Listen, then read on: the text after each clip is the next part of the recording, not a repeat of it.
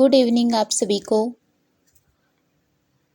हम बात कर रहे थे प्रीवियस क्वेश्चन पेपर के बारे में, जिसमें हमने एल्गी टॉपिक है वो स्टार्ट किया है और हमने ये भी बात की थी कि हम डेली के 10 क्वेश्चन हैं वो सॉल्व करेंगे।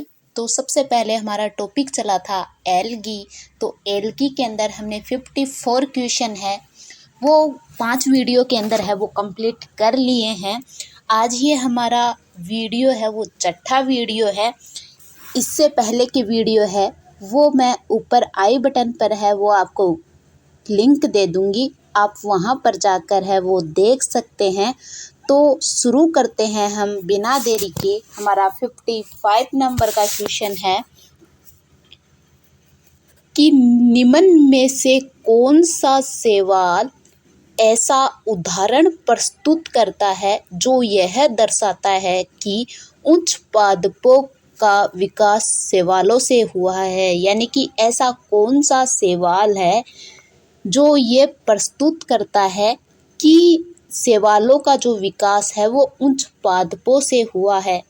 तो ये मैंने जब आपको सवाल पढ़ाया था तो मैंने आपको बोला था कि जो फ्रिशचेला है, फ्रिशचेला या फिर हम बोल सकते हैं फ्रिशयेला, जो शैवाल है वो ऐसा शैवाल है जो उच्च पादपों का विकास है वो शैवालों से दर्शाता है। तो हम देख लेते हैं। तो हमारा जो पहला ही ऑप्शन है वो राइट आंसर आ जाएगा। हमारा जो पहला आंसर है ए नंबर ऑप्शन राइट आंसर आ जाएगा, ए नंबर ऑप्शन। चलते हैं हमारे दूसरे क्वेश्चन की तरफ। हमारा दूसरा क्वेश्चन है कि false branching is found in, यानी कि कूट शाखन पाया जाता है। ए ऑप्शन है नॉन स्टॉक में, बी ऑप्शन है ग्लियोट्रिकिया में, सी ऑप्शन है हमारे पास साइटोनीमा में और डी ऑप्शन है हमारे पास ओसिलेटेरिया के अंदर। तो बताओ कि जो कूट शाखन है वो फॉल्स ब्रांचिंग है वो पाई जाती है साइटोनीमा के अंदर है वो फॉल्स ब्रांचिंग है वो पाई जाती है। सी ऑप्शन है वो हमारा राइट आंसर है, वो आ जाएगा सी नंबर ऑप्शन। अगला क्वेश्चन है हमारा 57 नंबर का क्वेश्चन। हमें पूछा है कि स्थलीय शैवाल फ्रिशयेला ट्यूबरोसा की खोज किसने की थी। ये तो जब हमने एल्गी पढ़ा था तो हमने ऊपर है वो पढ़ा था एल्गी के बारे में कि जो फ्रिशचेला ट्यूबरोसा की जो खोज करने का श्रेय है वो ओपी आयंगर को जाता है। ओपी आयंगर को है वो किसकी खोज का श्रेय जाता है, वो जाता है फ्रिशचेला ट्यूबरोसा की खोज का है वो श्रेय जाता है ओपी आयंगर को। तो ओपी आयंगर है वो डी नंबर ऑप्शन है, ये आ गया ओपी आयंगर। अगर आपको है वो सवाल के बारे में है वो पूरा पढ़ना है तो मैं ऊपर है वो इसके बारे में भी है वो आई बटन पर है वो क्लिक दे दूंगी आपको। हमारा अगला क्वेश्चन है 58 नंबर का question. The most important functions of heterocyst, यानी कि हेटेरोसिस्ट का सर्व प्रमुख कार्य है वो क्या है। तो हमें पूछा है कि हेटेरोसिस्ट का सबसे प्रमुख कार्य है वो क्या है। ए ऑप्शन है हमारे पास रिप्रोडक्शन, बी ऑप्शन है नाइट्रोजन फिक्सेशन, सी ऑप्शन है परनेशन, डी ऑप्शन है हमारे पास फोटोसिंथेसिस। जो हमें पूछा है हेटेरोसिस्ट का सबसे प्रमुख कार्य पूछा है, तो जो इन चारों के अंदर है वो सबसे प्रमुख कार्य है वो आ जाएगा बी नंबर ऑप्शन। जो नाइट्रोजन फिक्सेशन है वो इसका प्रमुख कार्य है, यानी कि बी नंबर जो ऑप्शन है इसका वो राइट आंसर है, वो हो जाएगा बी नंबर ऑप्शन।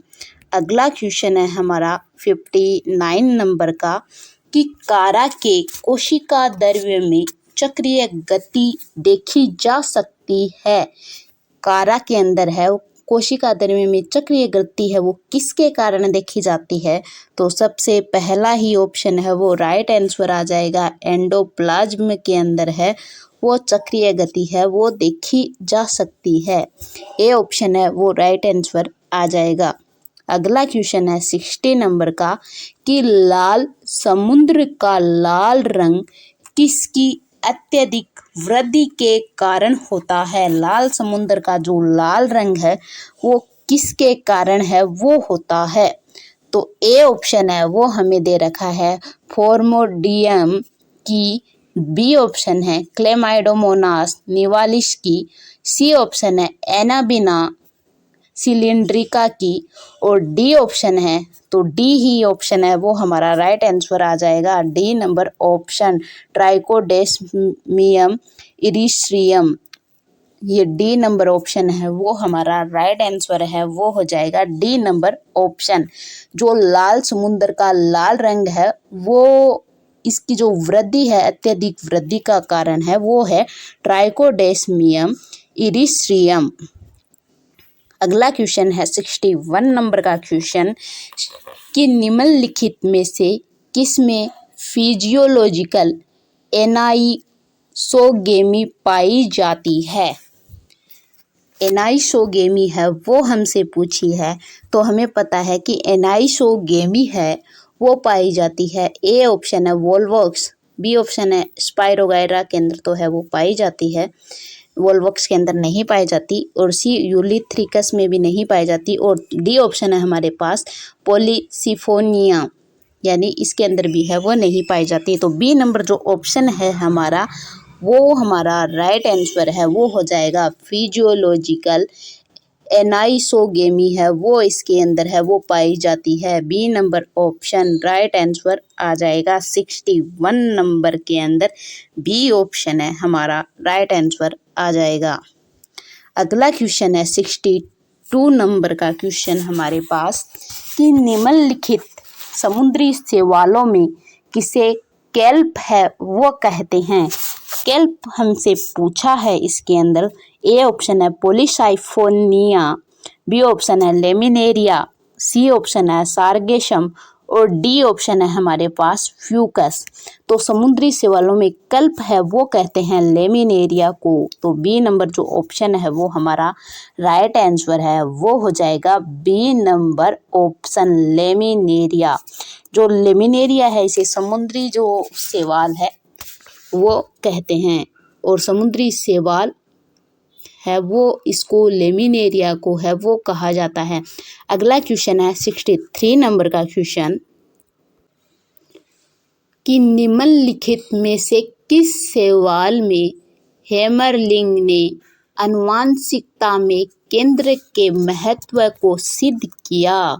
कि निम्नलिखित इन जो शैवाल है वो दे रखे हैं हमें, और हेमरलिंग है कोई बॉटनिस्ट है, इन्होंने किसके अंदर है आनुवंशिकता में केंद्र के महत्व को है वो सिद्ध किया है। तो ए ऑप्शन है क्लेमाइडोमोनास में तो इन्होंने नहीं किया, बी ऑप्शन है हमारे पास कि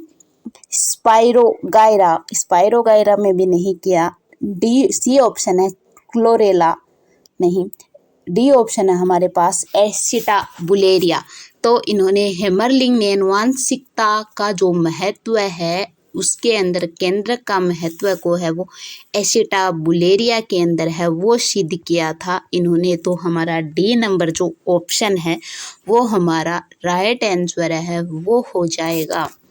अगला क्वेश्चन है हमारे पास 64 नंबर का क्वेश्चन कि निम्नलिखित में से किसके मिडिल लेमिली तथा प्राथमिक भित्ति में एल्जीनिक अम्ल पाया जाता है। यानी कि हमें पूछा है कि मिडिल लेमिली और प्राथमिक भित्ति के अंदर जो अम्ल है वो एल्जीनिक अम्ल है वो किसके अंदर पाया जाता है। ए ऑप्शन है हमारे पास लेमिनेरिया तथा माइक्रोसिस्ट्स में। तो ए ऑप्शन ही है हमारा पहला ऑप्शन ही है वो राइट हो जाएगा, एल्जेनिक अम्ल और मिडिल लेमिली है वो इसके अंदर है वो प्रेजेंट होता है। तो लेमिनेरिया एंड मैक्रोसिस्ट्स।